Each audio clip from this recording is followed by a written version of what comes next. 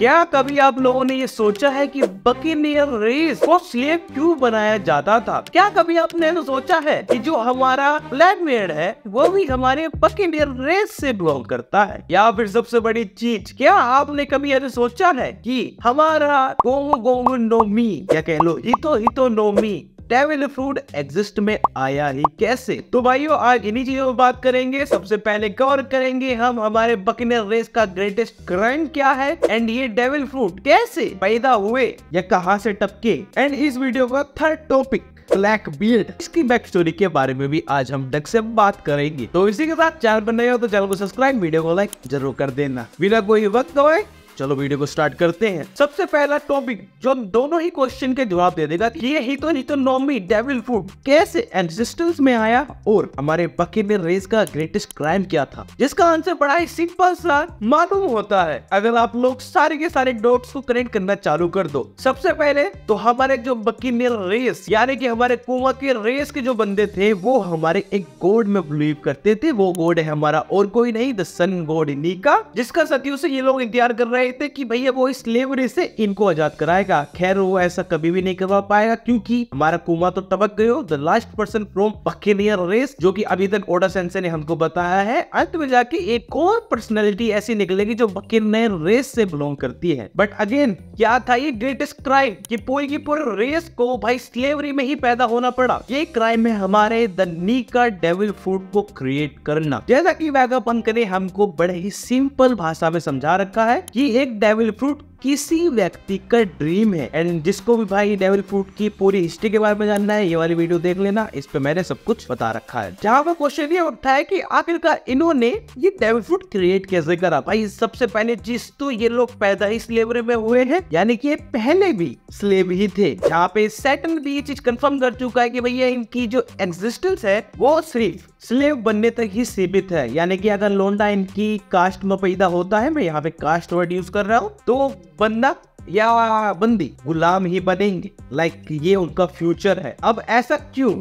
भाई यहाँ पे दो पॉसिबिलिटीज है किसी को स्लेव बनाने की। सबसे पहले तो उनके पास कोई ऐसी एबिलिटी है जो किसी को चाहिए, यानी पावरफुल एंटिटीज को चाहिए वो एबिलिटीज। एंड पावरफुल एंटिटी उस समय कौन थी? द वर्ल्ड गवर्नमेंट या उस समय के जो द किंग्स थे, उनको किसी तरीके से बकीनियर रेस की जो जेनेटिक्स है वो चाहिए होंगे। वो कोई भी रीजन हो सकते हैं क्योंकि अभी तक हमको भी क्लियर नहीं किया गया है कि कोमा के अंदर जो जेनेटिक्स है वो असल में करते क्या है। खैर वन पीस एक फिक्शनल वर्ल्ड है जहाँ पर मेरे को लगता है जो बकीनियर रेस है वो फिक्शन को रियलिटी में कन्वर्ट करने का काम करती होगी। एंड ये सब चीजें जब उस समय के किंग्स ने देखा होगा तो समझ गए होंगे ओडी बाबा ये पावर तो हमको चाहिए, इनको स्लेव बनाओ। And as we see with कुमा एंड कुमा के पिताजी एंड कुमा के माताजी ये हंसते हंसते स्लेव बन गए।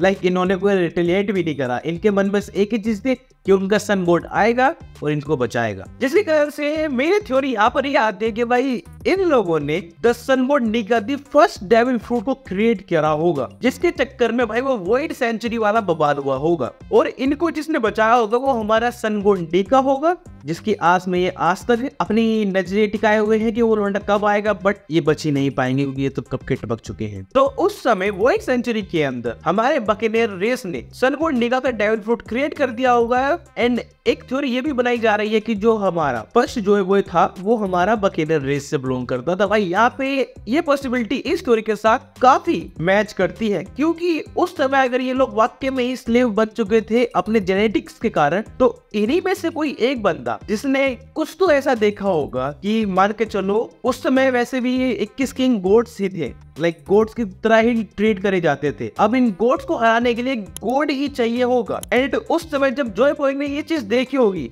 और भाई ये थ्योरी काफी बन चुकी है कि हमारा जोय बॉय भी एक स्लेव ही था। एंड खुद को फ्री करने और खुद की रेस को फ्री करने के लिए भी उसकी विल ने ये डेविल फ्रूट क्रिएट करा होगा, जिससे उस लोंडे ने इन वर्ल्ड गवर्नमेंट वालों की बजाई होगी, जिसके कारण से सैटर्न बकीनियर रेस से काफी नफरत करता है। ये चीज हम इसके काफी डायलॉग्स में देख चुके हैं। लाइक ओडा सेंसे ने साफ साफ क्लियर कर दिया हमको कि भैया बकेनियर रेस एंड वर्ल्ड गवर्नमेंट बहुत ही गंदी फटती है इनकी, तभी तो पूरी की पूरी रेस को ही एनस्लेव कर दिया इन लोगों ने। एंड जब किसी की किसी से फटती है तो भैया दो ही नियम आजमाए जाते हैं, या तो उसको धोखे से मारो या उस पर काबू कर लो। अगेन लोगों ने ये दोनों ही काम किए हैं। बेचारा कुमा, अब मैं यहाँ पे जेनेटिक्स की इस चक्कर में बात कर रहा हूँ क्योंकि कुमा जो पूरा रोबोट बन चुका है उसके अंदर अब भी वो एक ह्यूमैनिटी बाकी है। लाइक अपनी बेटी के लिए वो ड्रैगन के वहां से कूदता हुआ आ गया और उसने हर बार इमोशन शो करे हैं जब भी केस बोनी के ऊपर आया है। लाइक सैटर्न, वेगापंक, ये सभी के सभी हैरान है कि ऐसा हो कैसे रहा है। जहाँ पे वेगापंक कहता है कि ये शायद उसके बकेनियर रेस होने की वजह से है, जहाँ पर उसकी विल इतनी स्ट्रॉन्ग हो चुकी है, लाइक इतनी ज्यादा स्ट्रॉन्ग हो चुकी है कि लोंडा हमारा रोबोट बन चुका है, उसके अंदर ह्यूमन का कोई भी पार्ट नहीं है, बट तब भी उसकी विल उसकी बेटी के प्रति काफी स्ट्रॉन्ग है। And the concept with will and the devil fruit दोनों मिलकर ही हमारे डेविल फ्रूट बनते हैं। लाइक किसी की विल स्ट्रॉन्ग होनी चाहिए तभी वो डेविल फ्रूट उसको मिलेगा। ये कॉन्सेप्ट तो हम अच्छी तरीके से जानते हैं। अब लोगों का मानना ये है जो मेरी जुआ में स्टोन की जो हेड है वो हमारे फर्स्ट जोए बॉय को बिलोंग करती है। मेरा भी यही मानना है। आखिरकार उसके अलावा इतनी बड़ी तो भी पहनेगा कौन, किसको आएगी? जायंट्स को भी नहीं आएगी क्योंकि वो उतनी बड़ी भी नहीं है। तो मेरे हिसाब से जो है वो बकेनियर रेस से ही बिलोंग करता था, जो कि उस समय भी स्लेव था। एंड स्लेवरी से बाहर आने के लिए उसने एक सपना देखा एंड उस समय कुछ ऐसा हुआ होगा कि उसको रबरी पावर मिल चुकी होगी एंड वो भी उसको अवेकन फॉर्म में मिली होगी, ना कि जो लूफी यूज करता था। वैसे लूफी अपनी पावर को फुल्ली यूटिलाइज कभी भी नहीं कर पाया है। अगर हम शुरुआत से देखें या शुरुआत से लूफी की पावर को कंपेयर करें वो अभी के टाइप पर, क्योंकि अभी तक उसको नहीं पता है। अब मेरे को ये लगता है कि उसको पता चल जाएगा कि वो सन गोड नीका है, क्योंकि डोरी एंड ग्रोगी जायंट्स वहां पे आ चुकी है। वो गारंटेड लूफी को बताएंगे कि वो सन गोड नीका है और उसको याद दिलाएंगे कि वो क्या क्या कर सकता है। लाइक उस समय 800 साल पहले क्या हुआ था, रॉबिन का भी ड्रीम हमारे एल्बाप आर्म पे पूरा हो जाएगा। इसके कारण से ये वाली थ्योरी है ये भी खत्म होने के चांस हमको ज्यादा ही जल्दी मिल जाएंगे। क्यों पता कि एल्बाप पर ही हमको पता है जाए कि आखिरकार बकेनियर या फिर कह लो जो ये सन गॉड नीका का हितोनोमी डेविल फ्रूट है ये एग्जिस्टेंस में कैसे आया, लाइक पैदा ही कैसे हुआ, ये हमको एल्बाप आर्क में पता चल जाएगा। या फिर एल्बाप पहुंचने से पहले ही हमको ये सब कुछ क्लियर कर दिया जाएगा जायंट्स के थ्रू। वहीं पर ही हमारा लूफी हमारे सैंक्स से मिलेगा। बट अभी कहानी यहाँ पर खत्म नहीं होगी। कहानी खत्म होगी वहां पर जब ये लोग जायंट्स के किंग यानी कि लोकी से मिलेंगे। भाई जब लोकी का नाम आ जाता है ना, बेशक से कोई सी कहानी हो, वो कहानी काफी इंटरेस्टिंग बन जाती है। एंड दिस साइज ऑफ लोकी वो थोड़ा थोड़ा बकेनियर रेस की तरह लगता है। लाइक उसका जो सिलेबट हमको दिखाया है वो काफी बड़ा नहीं दिखाया है। एंड एल्बाप में ही हमको एक और चीज के बारे में पता चलेगा, वो है हमारा रॉक टी सबैक के बारे में। लाइक गोल्ड वैली आर्क उस समय जरूर दिखाएंगे, उसके बाद दिखाने का कोई फायदा तो नहीं लगता है मुझको। एल्बाप पर ही हमको गोल्ड वैली की आर्क पूरी दिखा दी जाएगी, जिसके कारण से मुझको ये लगता है भाइयों कि जो हमारे बकेनियर रेस है उनका ग्रेटेस्ट क्राइम ही है डेविल फ्रूट को क्रिएट करना। अब आप लोग को क्या लगता है कमेंट बॉक्स में लिख देना कि ये थ्योरी कैसी लगी आपको। नाउ अब स्लेव से ही एक और बंदे के ऊपर बात कर लेते हैं और ये थ्योरी भी काफी पॉसिबल है। ये हमारी ब्लैकबीयर्ड के ऊपर थ्योरी है कि ये भी हमारा एक स्लेव था, किसका?